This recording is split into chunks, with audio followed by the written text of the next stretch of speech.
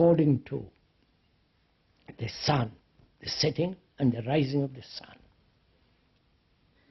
There is time as yesterday, today and tomorrow. There is time as something that happened in the past, remembered and shaping the present and the future. Right? So there is physical, chronological time, and we have also psychological time. I will be. I must. I am violent. I will be non-violent. All that implies a movement of time. Right? Movement means time. Please understand this really very carefully, because we are going to inquire into meditation, which is whether the mind can be absolutely quiet without, in which time doesn't, as movement doesn't exist at all. You're following all that? Are you interested in all this? Even as intellectual curiosity?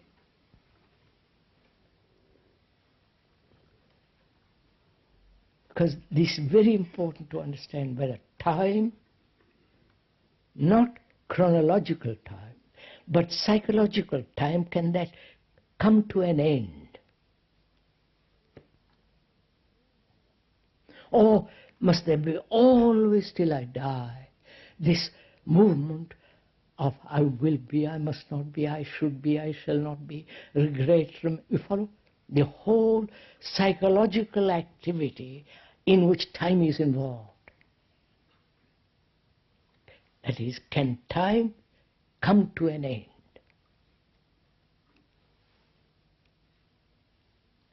Please see why it is important.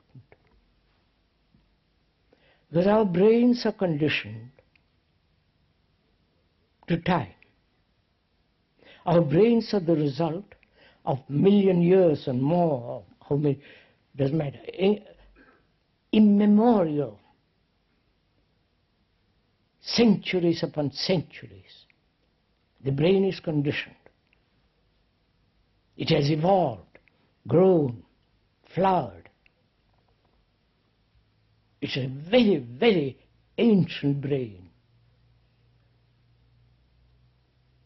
And as it has evolved through time, evolution implies time, as it evolved,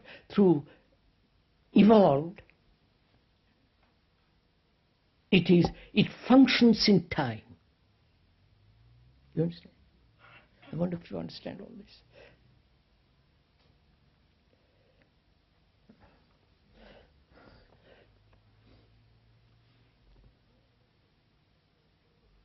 The moment you say, I will, it's in time. When you say, I must do that, it's also in time.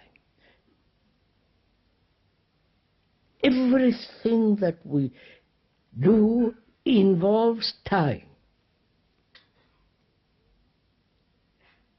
And our brains are conditioned to not only chronological time, sun rising, sun setting, but also to the psychological time. So the brain has evolved through millennia, and the very idea, very question whether it can end time, it is a paralyzing process. I wonder if you understand this. It's a shock to it. Does somebody understand this? Because we're going to ask presently whether the brain itself can be absolutely quiet. You understand? Not your body, not your breathing, not your eyes and thought. The brain itself, which is constantly chattering, constantly thinking about this, that, and the other. Whether that very brain cells can be absolutely quiet. So we must understand the nature of time. That is, psychologically, inwardly, we are caught in a network of time. I'm going to die. I'm afraid. I shall be. I have been. And I remember the happy things or the painful things. And the brain is functioning, living in time. Right? You can see this yourself, this obvious fact. So part of meditation is to find out for oneself whether time can stop. Not, you can't do this saying that time must stop. It has no meaning. But to understand the whole structure and the nature and the depth of this question. Right?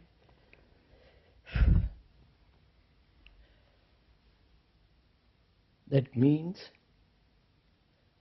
is it possible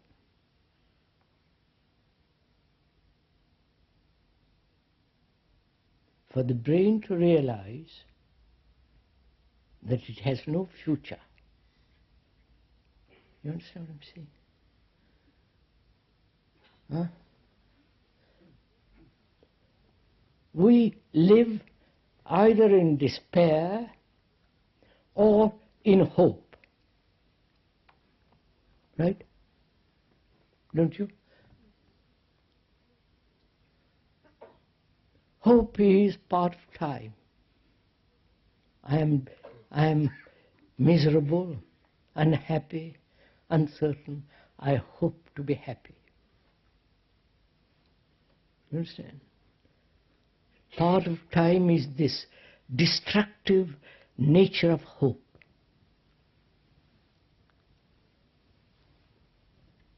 Or the invention of the priests throughout the world, faith.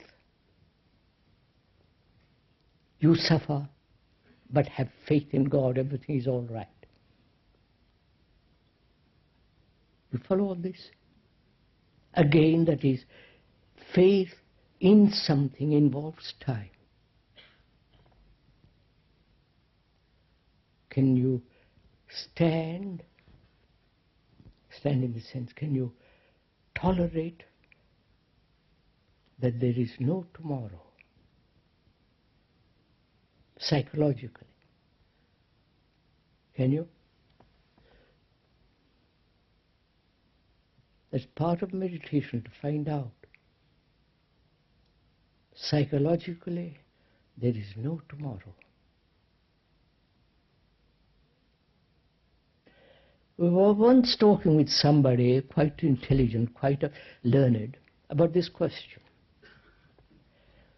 And it was real shock to him when we said, hope, faith, movement of the future as tomorrow is non-existent. He was appalled at the idea. You understand, sir? I shan't meet you tomorrow, whom I love.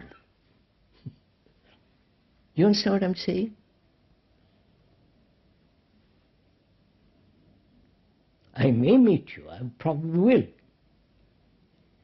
But the hope, the pleasure, the looking forward to something, all that's involved in time.